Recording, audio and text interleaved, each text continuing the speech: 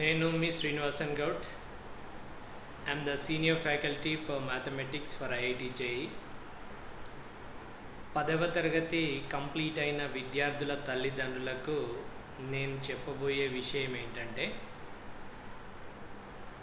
2.5 లక్షలు లేదా 3 లక్షల ఫీజు కట్టడం వల్ల మన పిల్లలకు ఐఐటి ర్యాంక్ కానీ నీట్ ర్యాంక్ కానీ రాదు.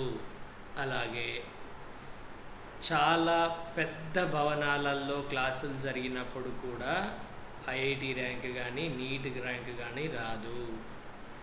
కేవలం ర్యాంక్ అనేది మన పిల్లవాడికి లేదా అమ్మాయికి ఆ ర్యాంక్ కొట్టగలిగే సామర్థ్యం ఉందా అనేది ఫస్ట్ మనం ఆలోచించుకోవాలి.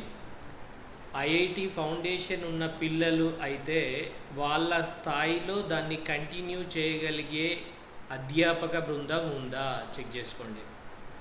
అలాగే ఒకవేళ పిల్లోడు క్లెవర్ అయి ఉండి అతడికి ఐఐటి ఫౌండేషన్ లేకపోతే కాన్సెప్చువల్ బేస్తో చెప్తూ వాటి అప్లికేషన్ చేయించగలిగే లెక్చరర్స్ ఉన్నారా కనుక్కోండి.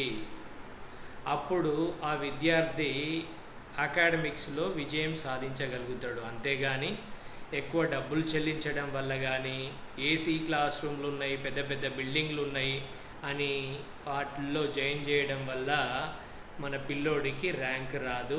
ఇది గమనించాలి పిల్లల తల్లిదండ్రులందరూ.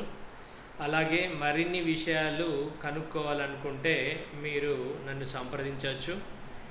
ఇది shine IIT academy, Hunter road, Hanamkonda.